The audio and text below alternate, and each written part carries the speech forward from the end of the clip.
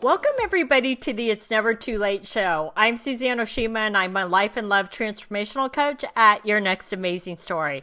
I am so excited because we have a very special guest, Antia Boyd, and she's a Magnetize Your Man expert. So today we're going to be talking about it's never too late to attract an emotionally available man. So welcome, Antia. Hey, Suzanne. How are you? I'm good. So before we jump into how a woman can attract an emotionally available man, I would love for you to share your story and what made you become a Magnetizer Man expert. Oh, totally. Yeah, so for those of you who wonder about my accent, I grew up in Eastern Germany to an emotionally unavailable mother. And as a matter of fact, it's really interesting. I was about 18 months old and I wanted to crawl into my mom's bed. And she rolled over and she said, "Stör mich nicht," which means don't bother me. And so that then ultimately became the core message. Don't be a burden, but that I really integrated inside of myself, right? My dad, on the other hand, he would always say, "Who do you think you are?" So that would be my second core message. So I took both core messages into my dating life. Right. And what I, of course, did is I didn't live that out right away. First of all, I developed a coping mechanism because it's way too painful to be with that. Who wants to walk around feeling like a burden and like being told all the time, "Who do you think you are?" Nobody. So I made sure I don't need anyone. Anybody relate to that? I was being Miss Independent. I went grocery shopping by the time I was 8 years old. And by the way, I was really priding myself in that. I was really wondering, what's wrong with those other 8-year-olds? They're so spoiled. What, the parents are taking care of them? What, are they babies? And so you notice I became really hard, right? I became really hard, very masculine, very self-sufficient. However, it didn't serve me when I started dating. Because, Suzanne, one thing that happened, I sent mixed messages. Because guess what? Even though I was sending out, "I'm Miss Independent, I don't need anyone," my core belief, and that you better believe that I communicated that through my body language, my energy, was I don't want to be a burden. So I still ended up attracting men into my life who not only were emotionally unavailable, because so was I, by the way, but also who repeated this pattern inside of me that I'm a burden. Because that's what emotionally unavailable men do. They make you feel like a burden. So now that went on for a few years. And then I said, okay, you know what? I got to make a massive step to make a massive difference. Got myself into UC Berkeley, studied personality psychology and particular attachment style theory under the master student of Mary Ainsworth, who, of course, designed the very famous strange situation study. I know for those of you who are like attachment style nerds, you will appreciate that. And I throw myself into workshops, seminars. And I'm sure you can relate to that, right? Like I was so sick and tired of attracting that same kind of energy into my life. So I learned how to communicate with men, masculine, feminine dynamics, and anything else, vulnerability, boundaries, what else am I missing? You name it, I've done. And what ended up happening is I was helping other women because they were coming to me, Suzanne, and they would be like, "Oh, Auntie just took this workshop. I'm sure she has like the newest content for you. She has the newest." So at church, I would be in line, and everybody would always be like talking to me about the newest wisdom.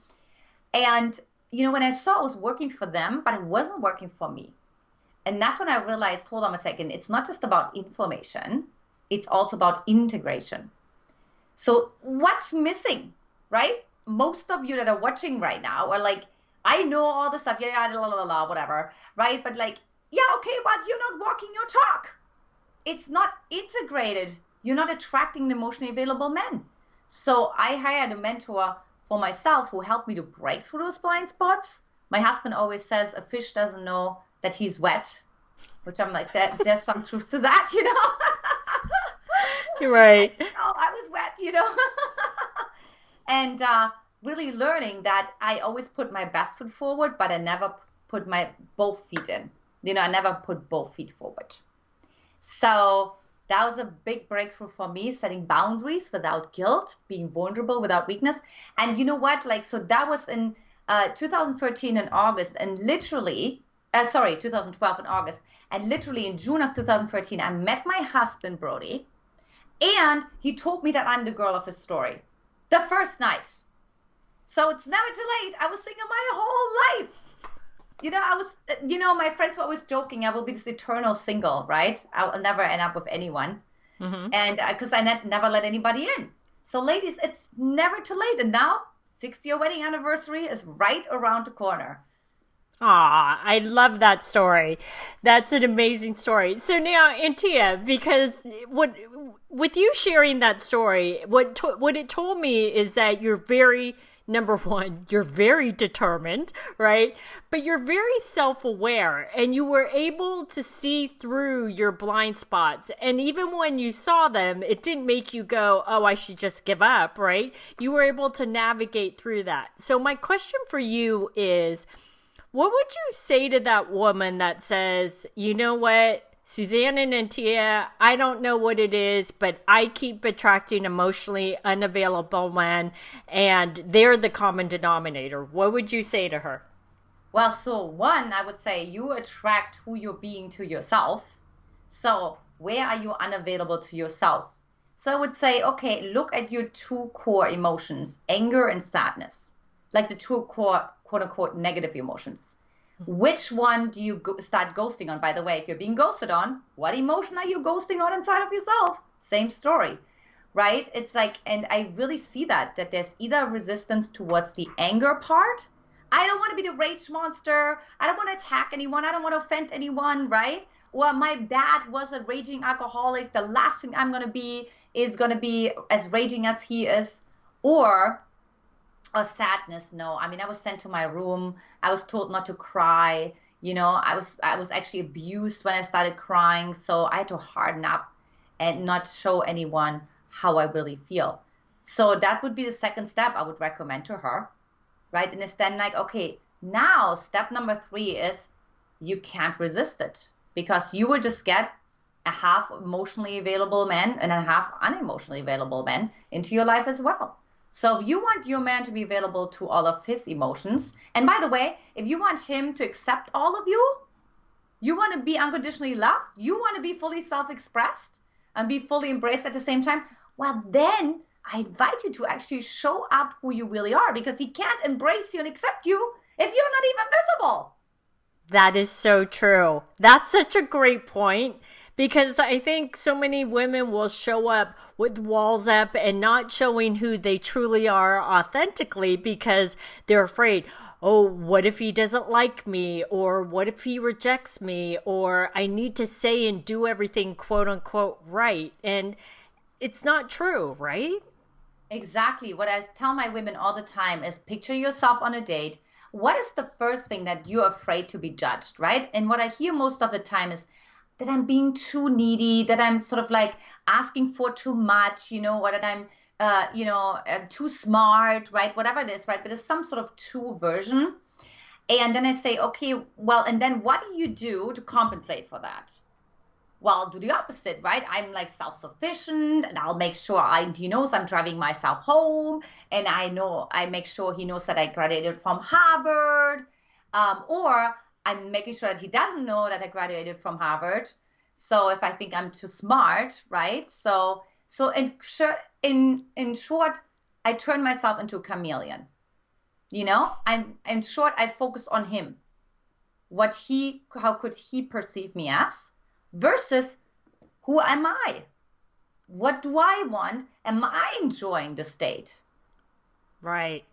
And that's really important, is that a woman do that little check-in, because I think sometimes women can turn into that people pleaser, and she puts his needs above her own, and then by the time the date's done, she's kind of like, "Oh, he didn't ask me anything about me." But she has to take responsibility for the part that she played, because she kind of played herself down, right? Or like you said, turned into that chameleon. Absolutely. And then two things are going to happen. Either he's going to like you, but he's not going to respect you. So you're always like, Bill, because he knows, oh, she's willing to just turn herself into a pretzel. Obviously, I'm the prize. So that's what the man is thinking, right? So it's like, oh, so that means I don't respect her. And for two, yeah, there is this love and there's the support towards a man, but a man also wants to be challenged. So if you're not holding your own, And I know where your boundaries are. You like art, even though he doesn't like art. If you could show him, you're still gonna love art.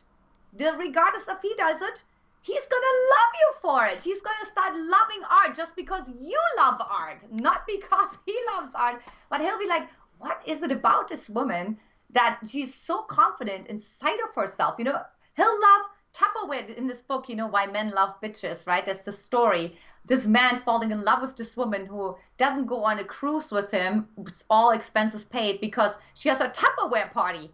And halfway around, he turns around from the cruise, gets off early. He's like, I got to figure out what that Tupperware party is all about. Because, That's really interesting that you say that, because I've heard about that book, Men Love Bitches, but I've never read it.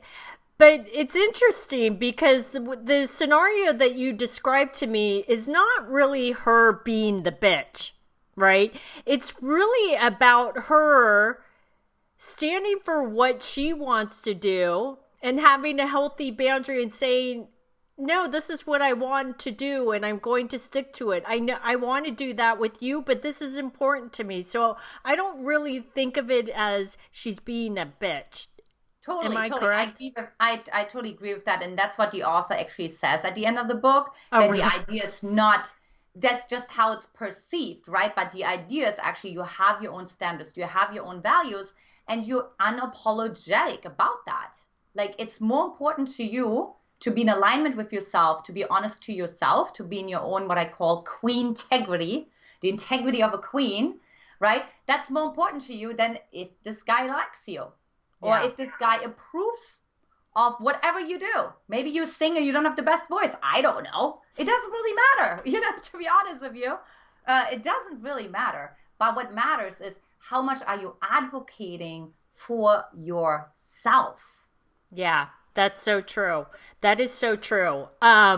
So Antia, okay, so this is so great. I love this. Okay, so now that we uncovered a little bit here, so now let's just say a woman starts dating a man and she's like, I think he's emotionally available. He tells me he wants the right relationship and he says he wants to get married someday and he says he's looking for a woman just like me. But she starts to feel like he's not 100% emotionally available. Are there ways or things that she can ask him to figure out if he truly is emotionally available? If she's not sure? Right. So, it would really depend on what she's kind of like basing that on, right? Because like I would look at, is this projection? Meaning like, is there still a part inside of herself where, we always have little like leftovers, we have little like residuals, right? There's like a little piece hiding in a corner that we may not be aware of, right? Maybe we're not going as deep with the conversation. Maybe we still have the conversation, but maybe there's a cutoff at some point. Maybe there's a threshold where maybe we're laughing when we're actually sad. Mm-hmm. So just really seeing, okay, so what's going on there?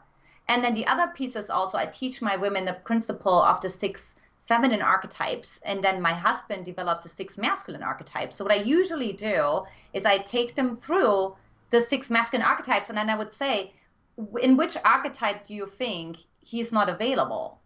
And you know what I mean? So I would really see what's going on. Is he like really playful, but maybe he's like a little irresponsible? Like, maybe it's more about freedom, but like, what about long-term stability?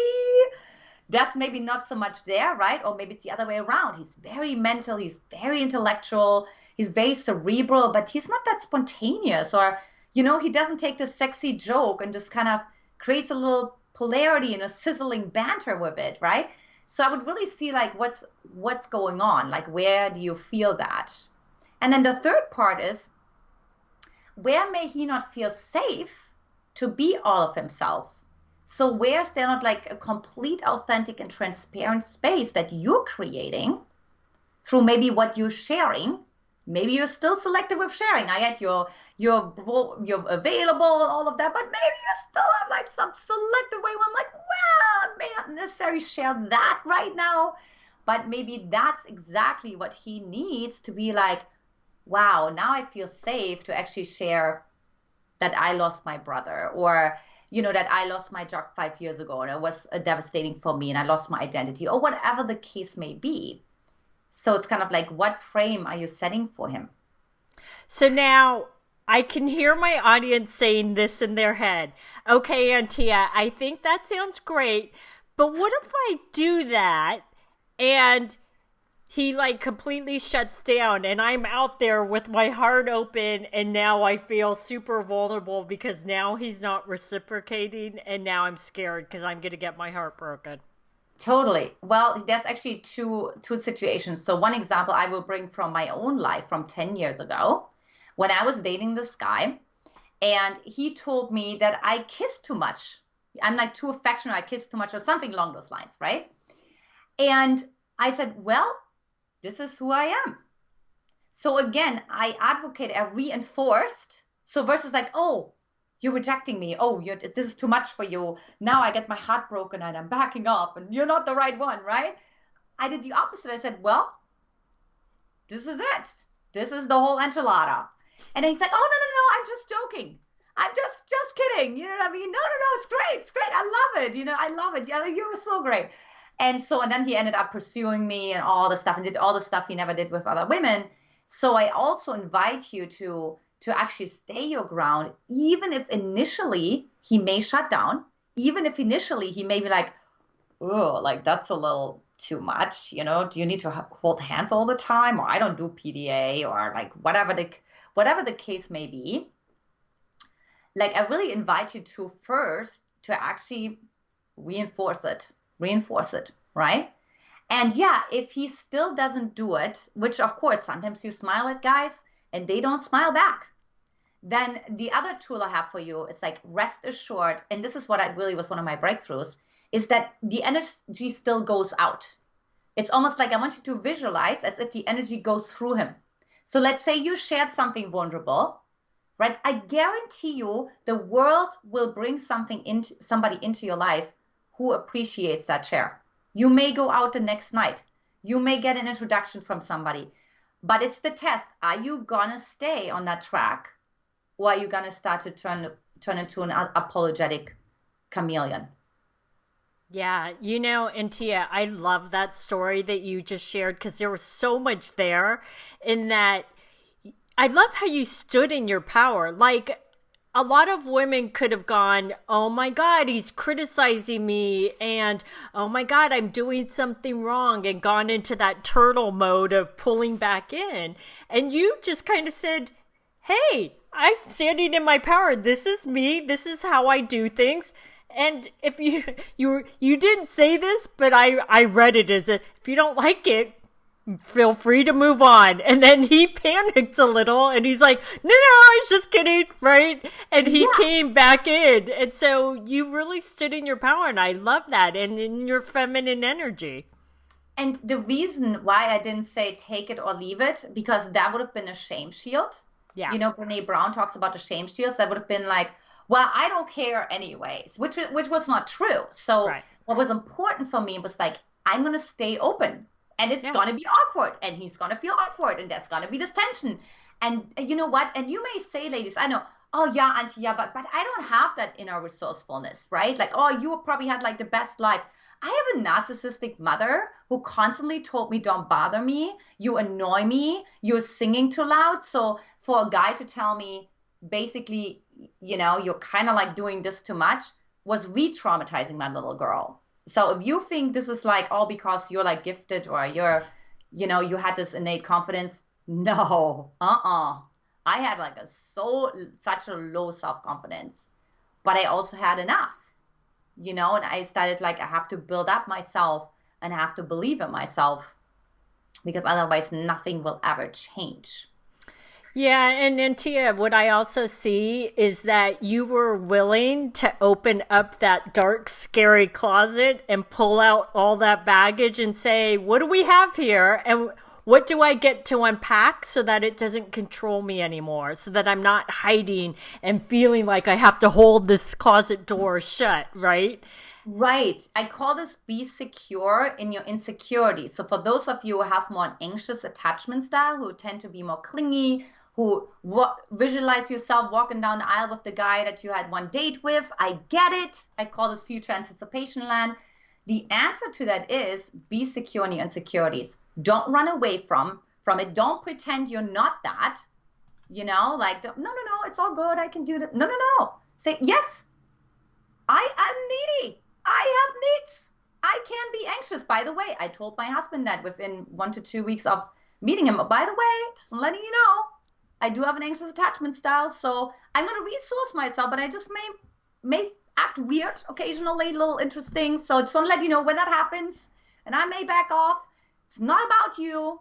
And again, this is also about, and that opened up for him, that's opportunity of, wow, this woman is so authentic and transparent. And then he's like, yeah, and I have this runner. Wow, I never shared that with anyone, but I have this part that comes up. Speaking of this other question that you had before, Suzanne, about what if he's not completely sharing everything with me, right? It's like, well, are you leaning into the edge as much as you want him to lean into the edge? Good point. That makes a lot of people go, right? Right? It's something to think about. So, well, this has been amazing. So, Antia, how can the ladies find you?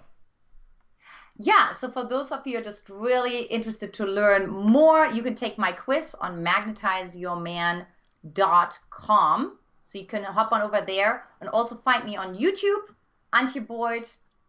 Nobody spelled like me, so it's easy, Antia Boyd. And yeah, like looking forward to continuing this journey with you ladies. And thank you so much for having me here, Suzanne. Aw, thank you so much, Antia. So thanks everybody for joining us on the It's Never Too Late show. Our show is available both in audio and video format, which can be found at yournextamazingstory.com.